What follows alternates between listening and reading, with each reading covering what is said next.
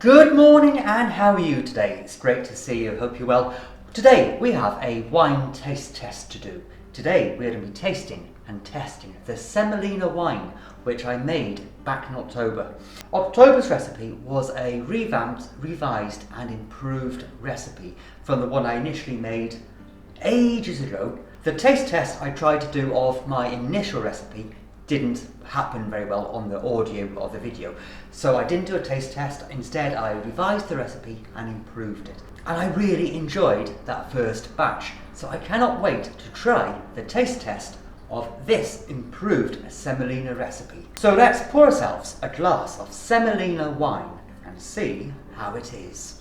And cheers, Semolina wine. I was most impressed with my initial test batch, which I made years ago, and considering I don't like Semolina at the best of times, I was really impressed. And the other half also really enjoyed it. On the nose it has this Chardonnay straw-like aroma coming off, and it's most delicious really. I mean, I would not believe this is a Semolina wine from the aroma.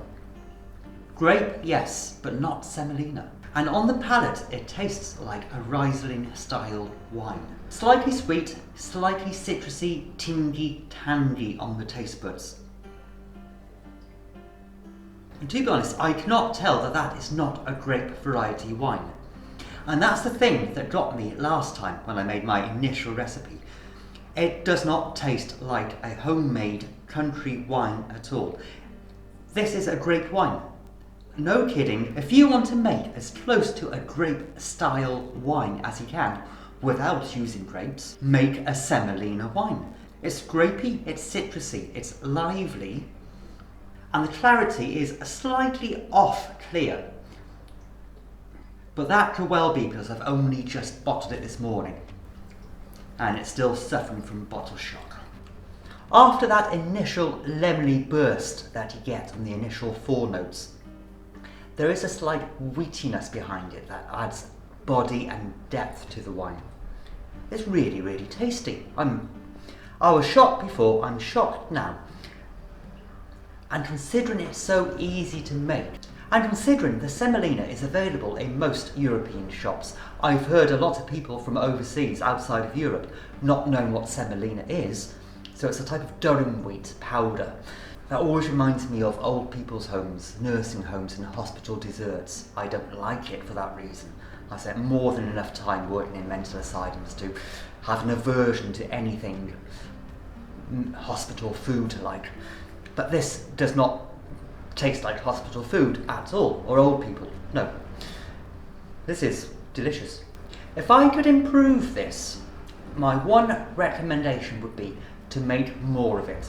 A 5-gallon batch, because this is going down so well, and chances are I'm going to finish off this batch, this 1-gallon test batch, before too long, and it's going to disappear and I won't have time to lay any down, especially if the missus gets hold of a bottle or 2.